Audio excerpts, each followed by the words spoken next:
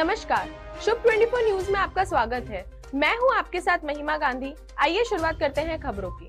राजस्थान में इस बार विधानसभा चुनाव नवंबर में होने वाले हैं। सभी राजनीतिक चुनावी पार्टियां तैयारी में लग गई है। भरतपुर जिले में इस बार 7 विधानसभा सीट है। पिछली बार बीजेपी यहां बुरी तरह हार गई थी, इसी वजह से इस बार बीजेपी का मुख्य केंद्र यही बना हुआ है। जाट वोट बैंक पर स्टैंड लगाने की तैयारी है। वही इस बार कांग्रेस का मुख्य वोट बैंक जो है निशाना है वो मेवाड़ है। मुख्यमंत्री लगातार मेवाड़ के दौरे कर रहे हैं। वही केंद्रीय गृह मंत्री अमित शाह भी लगातार भरतपुर के दौरे कर रहे हैं। भरतपुर शहर पर बीजेपी ने जाट प्रत्याशी को टिकट देने का ऐलान कर लिया है। बीजेपी के राष्ट्रीय प्रवक्ता इंद्रजीत भदौरिया ने पत्रकारों से बातचीत के दौरान ऐलान किया है कि बड़े अफसोस की बात है कि भरतपुर शहर में सबसे ज्यादा जाट वोटर्स हैं, फिर भी बीजेपी ने उन्हें टिकट नहीं दिया। इस बार हम जाट समुदाय से ही टिकट देंगे। लगभग 75,000 मतदाता जाट समुदाय के हैं, जबकि 30,000 वैश्य समुदाय के हैं, 35,000 ब्राह्मण समुदाय के हैं। भरतपुर विधानसभा सीट पर 1985 से 2003 तक ब्राह्मण समुदाय के कांग्रेस के टिकट पर विधायक बनते आए हैं। इसके बाद 2003 से 18 तक वैश्य समाज के लोग विधायक बनते रहे, जो कभी कांग्रेस और बीजेपी से रहे, लेकिन जाट समाज को कभी प्रतिनिधित्व नहीं मिला है। भरतपुर विधानसभा सीट पर 2003 में इनेलो से विजय बंसल विजयी हुए थे। उसके बाद बीजेपी से 2008 और 2018 तक विधायक रहे। 2018 के विधानसभा चुनाव में बीजेपी प्रत्याशी और 3 बार के विधायक विजय बंसल चुनाव हार गए और कांग्रेस और सेवा दल लोक दल गठबंधन से सुभाष गर्ग चुनाव जीत गए, जो कि राज्य सरकार में मंत्री भी है। वही जिले की 7 सीटों को हराने के बाद अब बीजेपी को लगता है कि जाट समुदाय को यहां से टिकट देकर वह अपनी जीत की शुरुआत कर सकती है। यही वजह है कि भरतपुर शहर विधानसभा सीट में बीजेपी ने जाट समुदाय को प्रत्याशी बनाने का फैसला किया है। वही वह लगातार भरतपुर बेल्ट में अपने प्रचार प्रसार में भी तेजी ला रही है। इस बार मौसम बड़ा ही बेईमान हो चुका है। ज्यादातर मई और जून में तपती झुलसती गर्मी पड़ती थी, लेकिन इस बार भीषण गर्मी को साइड करके आसमान से लगातार आफत बनकर बरस रही बेमौसम बारिश और ओलावृष्टि से पूरा जनजीवन अस्त व्यस्त हो गया है। तेज रफ्तार से चल रही हवाओं और बिजली गिरने से अब तक प्रदेश में 17 लोगों की मौत हो चुकी है। मौसम विभाग के अनुसार पश्चिमी विक्षोभ एक के बाद एक एक्टिव हो रहे हैं और इस तरह की हरकतें कर रहे हैं। इसके चलते आगामी 3 दिनों तक राज्य में तेज रफ्तार अंधड़ और बारिश गरजने के साथ बारिश और धड़ाधड़ ओले पड़ने के आसार है।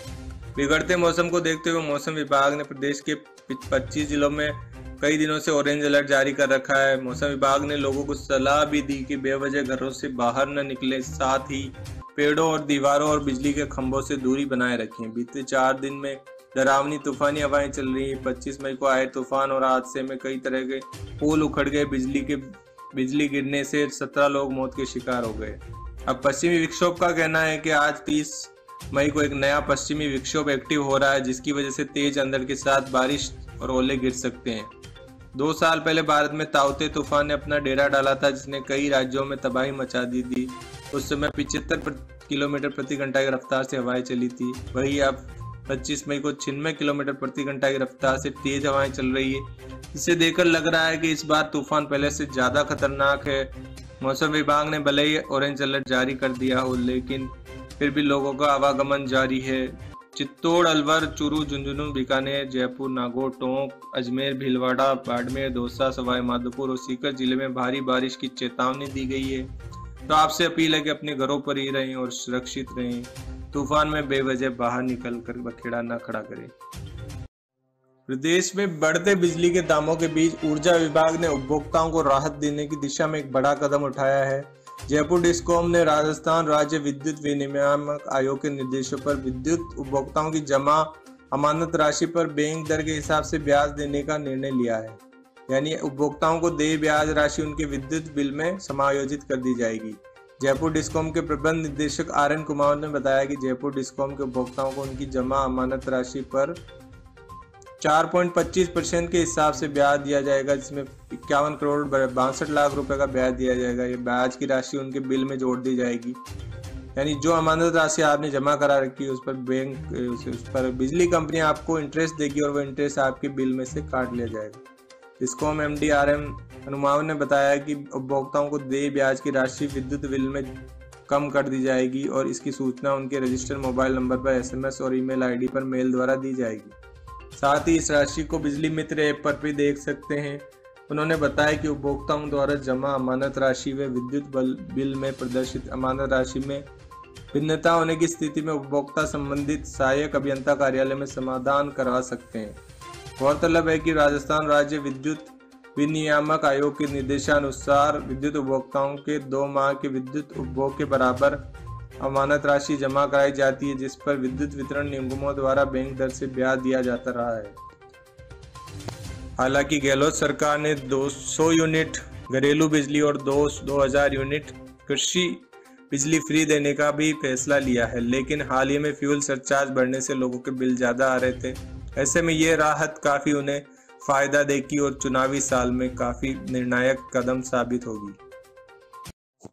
बीजेपी के नेता और राजसमंद से सांसद दिया कुमारी ने भोपाल में केंद्रीय वन और पर्यावरण मंत्री भूपेंद्र यादव की अध्यक्षता में हुई राष्ट्रीय बाघ संरक्षण प्राधिकरण NTCA की बैठक में शिरकत की। 23वीं बैठक में उन्होंने कहा कि कुंभलगढ़ में भी टाइगर सेंचुरी बननी चाहिए। विभाग के अधिकारी ने जवाब देते हुए कहा कि राजस्थान सरकार को इसकी सिफारिश भेज दी गई है। राष्ट्रीय बाघ संरक्षण प्राधिकरण की बैठक में सांसद दिया कुमारी ने कुंभलगढ़ वन जीव अभयारण्य को रणथंभौर की तरह टाइगर सेंचुरी बनाने का मुद्दा उठाया। राजस्थान की chief wild life warden Arindam Tomar ने बताया कि राजस्थान वन विभाग ने कुंभलगढ़ अभयारण्य को टाइगर सेंचुरी घोषित करने की अनुशंसा राज्य सरकार को भेज दी है। जल्द ही राज्य सरकार इस पर कार्रवाई करके केंद्र को भेजेगी, जिससे कुंभलगढ़ में टाइगर सेंचुरी योजना को मूर्त रूप दिया जा सके। जयपुर की राजकुमारी और सांसद दिया कुमारी ने कहा है कि टाइगर सेंचुरी बनने से कुंभलगढ़ को पर्यटन में और भी बढ़ावा मिलेगा, साथ ही स्थानीय लोगों को भी बड़े स्तर पर रोजगार मिलेगा, राज्य की आमदनी बढ़ेगी, टाइगर की टेरिटरी में भी बढ़ोतरी होगी, जिससे संघर्ष की घटनाएं कम होगी और टाइगर की मौत की खबरें भी कम हो जाएगी। राज्य सरकार से मांग की कि इस पर जल्द से जल्द एक्शन लिया जाए। गौरतलब है कि रणथंभौर में भी धीरे धीरे टाइगर कम होने लगे, इसलिए सांसद ने यह मुद्दा उठाया कि क्यों न कुंभलगढ़ जो अभयारण्य इतना शानदार है और जहां पर्यटक खूब आते हैं उसे भी टाइगर सेंचुरी घोषित कर दिया जाए। कुंभलगढ़ किला अपनी दीवार के लिए भी बहुत फेमस है। चीन की दीवार के बाद कुंभलगढ़ की दीवार सबसे मेन मानी जाती है और इस किले को कोई नहीं जीत पाया, इसलिए पर्यटक पिछले कुछ सालों में यहाँ ज्यादा आने लग गए। ऐसे में अगर ये टाइगर सेंचुरी घोषित हो जाता है तो फिर यहाँ पर 4 चांद ही लग जाएंगे। जिस तरह रणथंभौर अभी चमन और आबाद है, उसी तरह ये कुंभलगढ़ भी एक नई टाइगर सेंचुरी के रूप में विकसित हो सकेगा। राजधानी जयपुर में इन दिनों कुछ पोस्टर लगे हुए नजर आ रहे हैं, जिनसे काफी हल्ला मच रहा है और काफी बवाल खड़ा हो रहा है।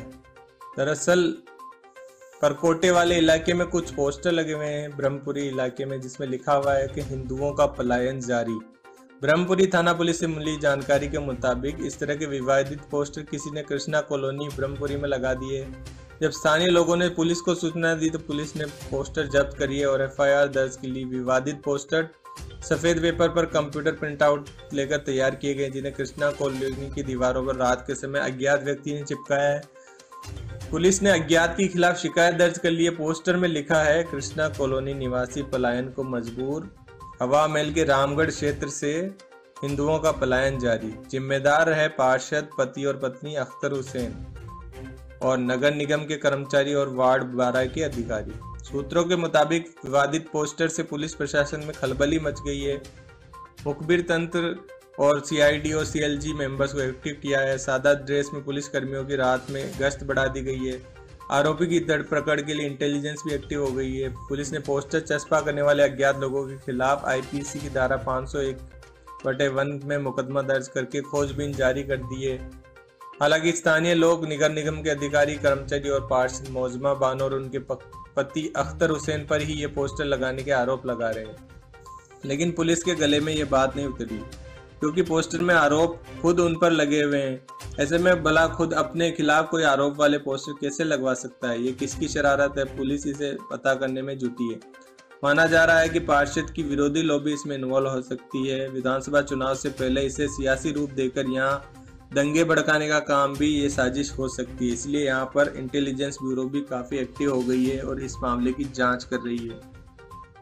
दौसा में केंद्रीय भंडारण निगम की ओर से सामाजिक उत्तरदायित्व यानी CSR के तहत कॉर्पोरेट सोशल रिस्पॉन्सिबिलिटी के तहत 20 लाख की लागत से सिविल लाइंस में बने नवनिर्मित टेनिस कोर्ट का लोकार्पण किया गया। इसमें नगर परिषद सभापति ममता चौधरी, जिला कलेक्टर कमर चौधरी और पुलिस अधीक्षक संदीप नैन के मुख्य आतिथ्य में यह समारोह हुआ। नगर परिषद सभापति ममता चौधरी ने कहा कि इस तरह के खेलों से युवाओं का सर्वांगीण विकास होगा, साथ ही क्षेत्र की खेल प्रतिभाओं को निखारने का और मंच भी मिलेगा। इस दौरान जिला कलेक्टर कमर चौधरी ने कहा कि दौसा जिले के युवाओं का खेलों के प्रति रुझान अधिक है, इसीलिए खेल संबंधी आधारभूत ढांचे को विकास करना ही उनकी प्राथमिकता है। ये खेल टेनिस कोर्ट से यहाँ युवा खेल प्रतियोगिताओं में राष्ट्रीय और अंतर्राष्ट्रीय स्तर पर अपना नाम रोशन कर सकेंगे। टेनिस कोर्ट के उद्घाटन पर अतिरिक्त जिला कलेक्टर ADM सुरेश कुमार, जिला परिषद के मुख्य कार्यकारी अधिकारी रामकिशोर मीणा, अतिरिक्त पुलिस अधीक्षक डॉक्टर लालचंद कयाल, उप वन निरीक्षक केतन कुमार, नगर परिषद आयुक्त विशाल मीणा, SDM दौसा संजय कुमार गौरा, केंद्रीय भंडारण निगम के क्षेत्रीय प्रबंधक मनीष तायल, केंद्रीय भंडारण निगम के क्षेत्रीय लेखा अधिकारी तुलसीराम गुजर सहित अन्य कई अधिकारी और कर्मचारी और गणमान्य लोग मौजूद रहे। दौसा में ये टेनिस कोर्ट खुलने के बाद यहाँ आसपास के खिलाड़ियों में काफी खुशी का माहौल है, क्योंकि उन्हें बाहर प्रैक्टिस के लिए जयपुर और दूसरी जगह जाना पड़ता था। उन्हें अपने क्षेत्र में ही ये सुविधा मिल जाएगी, तो इससे क्षेत्र में आने वाले समय में दौसा में टेनिस खिलाड़ियों की क्षमता में भी इजाफा होगा, यानी अच्छे टेनिस खिलाड़ी दौसा में उपलब्ध हो सकेंगे। 31 मई को प्रधानमंत्री नरेंद्र मोदी अजमेर आ रहे हैं, विशाल जनसभा को संबोधित कर रहे हैं। इस दौरान वे पुष्कर के जगत ब्रह्मा जी मंदिर में दर्शन और पूजा करेंगे। अजमेर की कायड़ विश्राम स्थली पर मोदी विशाल जनसभा को संबोधित करके राजस्थान में चुनावी शंखनाद कर देंगे। साथ ही केंद्र सरकार की 9 साल की उपलब्धियां जनता को बताएंगे। PM नरेंद्र मोदी की 31 मई को प्रस्तावित अजमेर यात्रा को लेकर बीजेपी के जनप्रतिनिधि और पदाधिकारियों ने भीलवाड़ा में एक बैठक करी। बैठक में भाजपा प्रदेशाध्यक्ष CP जोशी मौजूद रहे। भीलवाड़ा भाजपा कार्यालय में यह बैठक हुई। जोशी ने कहा कि केंद्र की मोदी सरकार के 9 साल पूरे होने पर देश की हृदय स्थली अजमेर में यह सभा आयोजित हो रही है। जो काम पिछले 60 सालों में नहीं हुए वे मोदी जी के नेतृत्व में पिछले 9 सालों में हो गए हैं। इसीलिए भाजपा आंकड़ों के साथ, दावों के साथ ये बात कहती है। CP जोशी ने कहा कि मोदी जी के नेतृत्व में ही भारत सरकार के ऐतिहासिक 9 वर्ष का पहला कार्यक्रम राजस्थान की वीर धरा पर हो रहा है। 9 साल की ऐतिहासिक उपलब्धियों को लेकर यह पहली सभा राजस्थान को मिली है। राजस्थान के लिए गौरव की बात है। उन्होंने कहा कि राहुल गांधी ने हाल ही में एक बयान दिया है, जिसमें नए संसद भवन को लेकर उन्होंने कुछ बयानबाजी करी है। इस पर पलटवार करते हुए CP जोशी ने कहा है कि आज़ादी के बाद देश के नए भव्य संसद भवन का लोकार्पण प्रधानमंत्री ने कहा है, ये गौरव की बात है। लेकिन विपक्षी पार्टियों को कुछ भी नहीं सूझ रहा है, तो उन्होंने इसी का विरोध कर दिया। संसद के लोकार्पण के समय राहुल गांधी ट्वीट करते हैं कि राज्याभिषेक पूरा हुआ। इस पर पलटवार करते हुए जोशी बोले, लगता है राहुल गांधी को अब कोई गंभीरता से नहीं ले रहा है। वे एक ऐसे व्यक्ति है जो झूठ बोलते हैं और देश के बाहर जाकर भी झूठ बोलते हैं। उन्होंने विदेश जाकर भी कहा कि मेरा माइक बंद कर दिया था, जबकि राहुल 1 घंटे से भी ज्यादा पार्लियामेंट में बोले थे। राहुल गांधी हर जगह देश को नीचा दिखाने का काम कर रहे हैं, सेना का मनोबल कम कर रहे हैं। इस पर बीजेपी प्रदेशाध्यक्ष ने कहा कि आने वाले लोकसभा चुनाव में भी तगड़ी जीत होगी बीजेपी की और कांग्रेस की करारी हार होगी। जयपुर दौरे पर आए कांग्रेस के वरिष्ठ नेता आनंद शर्मा ने कहा है कि CM गहलोत और सचिन पायलट के मुद्दे पर सुलह का फैसला हो गया है। कांग्रेस के राष्ट्रीय अध्यक्ष ने निर्णय लिया है, लेकिन राजस्थान में कांग्रेस की एक मजबूत सरकार है।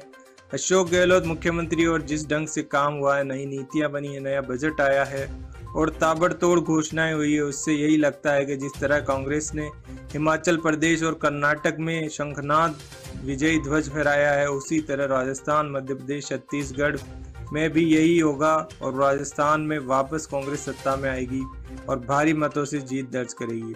PM मोदी के दौरे से पहले प्रदेश में प्रेस कॉन्फ्रेंस करते हुए आनंद शर्मा ने बीजेपी सरकार की खामियों को गिनाया। उन्होंने कहा कि मोदी 9 साल पूरे होने पर बेमिसाल कह रही है खुद को, जबकि हम उनसे 9 सवाल पूछते हैं। पार्टी के नेता देश भर के अलग अलग जगहों पर मीडिया के जरिए अपनी बात रख रहे हैं। सोमवार को पार्टी के वरिष्ठ नेता और पूर्व केंद्रीय मंत्री आनंद शर्मा ने देश की महिला पहलवानों के साथ दिल्ली में हुई बदसलूकी और गिरफ्तारी की निंदा की है।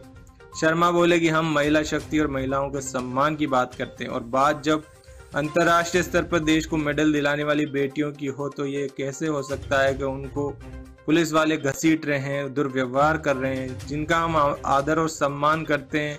अगर वो कोई शिकायत कर रही है तो उसे गंभीरता से लेने की जरूरत है, ना कि उन्हें गिरफ्तार करने की जरूरत है। उन्होंने कहा है कि भले ही भव्य संसद की इमारत बना ली जाए, लेकिन अगर उसमें बैठने वालों से चर्चा नहीं की जाए तो फिर वो संसद किस काम की है। आनंद शर्मा ने कहा कि अगर नई संसद से प्रजातंत्र की बात कही जा रही है तो फिर सरकार को संसद का विशेष सत्र बुलाकर उन मुद्दों पर चर्चा करनी चाहिए जो मुद्दे अभी तक लंबित है। आनंद शर्मा ने बोला कि संसद की इमारत अच्छी बनी है तो उस पर चर्चा होनी चाहिए, लेकिन जब तक विशेष सत्र बुलाकर देश के मुद्दों पर चर्चा नहीं होगी तब तक हम कैसे कहेंगे हम प्रजातंत्र में जीवित है। हमारी सलाह यही है कि सभी मुद्दों पर सरकार को अपना पक्ष रखना चाहिए। अगर केंद्र सरकार और बीजेपी नेता नई संसद में नई शुरुआत करते हैं तो विपक्ष के 3 मुद्दों को स्वीकार करके विशेष सत्र के जरिए चर्चा कराया जाए ताकि पूरा देश सुने और सभी को लगे कि सदन गूंज रहा है। इतना अच्छा सदन बनाया है तो उसका उपयोग भी होना चाहिए। राजस्थान पर्यटन विकास निगम RTDC के अध्यक्ष और राज्य मंत्री धर्मेंद्र राठौड़ ने प्रधानमंत्री मोदी के अजमेर आगमन पर पूर्वी राजस्थान नहर परियोजना यानी ईस्टर्न राजस्थान कैनल प्रोजेक्ट को राष्ट्रीय परियोजना घोषित करने का आग्रह किया है। निगम अध्यक्ष राठौड़ ने पत्रकारों से औपचारिक वार्ता करते हुए कहा कि प्रधानमंत्री मोदी ने पूर्व में भी अजमेर यात्रा के दौरान ERCP को राष्ट्रीय परियोजना घोषित करने की मंशा दर्शाई थी, लेकिन लगता है वह ये वादा भूल गए हैं। अध्यक्ष राठौड़ ने मोदी को अजमेर प्रवास के दौरान पूर्व में दिए गए वादे को याद दिलाते हुए दलगत राजनीति से ऊपर उठकर इस ERCP योजना को राष्ट्रीय परियोजना घोषित करने के लिए अड़चनों को दूर करके 13 जिलों के विकास के लिए पूर्वी राजस्थान नहर परियोजना को राष्ट्रीय परियोजना घोषित करने का आग्रह किया है। उन्होंने कहा है कि राजस्थान में नेता प्रतिपक्ष राजेंद्र राठौड़ राग अलाप रहे हैं कि अगर भाजपा की सरकार राजस्थान में आई तो हम भी OPS को कंटिन्यू रखेंगे। उन्होंने प्रधानमंत्री नरेंद्र मोदी से राजस्थान की तरह केंद्र में भी OPS लागू करने की मांग की है। राठौड़ ने कहा है कि भाजपा की बेटी बचाओ बेटी अभियान खोखला साबित हो रहा है, जबकि नई दिल्ली में देश के लिए पदक जीतने वाली बेटियां और महिला पहलवानों को निर्दयतापूर्वक घसीटा जा रहा है। उन्होंने कहा कि उज्ज्वला योजना में राजस्थान सरकार ने 500 रुपये में सिलेंडर देकर महंगाई से त्रस्त जनता को राहत देने का काम किया है। वहीं दूसरी ओर प्रधानमंत्री नरेंद्र मोदी घरेलू सिलेंडर के दाम 1100 तक लेकर गए हैं। उन्होंने कहा कि राजनीति में विकास के लिए प्रतिस्पर्धा करने पर पॉजिटिव रिजल्ट आते हैं। राठौड़ ने बताया कि केंद्र की सरकार कहती कुछ और है और करती कुछ और है, यानी कथनी और करनी में फर्क है। केवल जुमलेबाजी करके आम जनता को गुमराह करती है। महंगाई और बेरोजगारी से आम जनता त्रस्त है। प्रधानमंत्री मोदी को महंगाई कम करने और युवाओं को रोजगार देने के लिए पुख्ता इंतजाम करना चाहिए।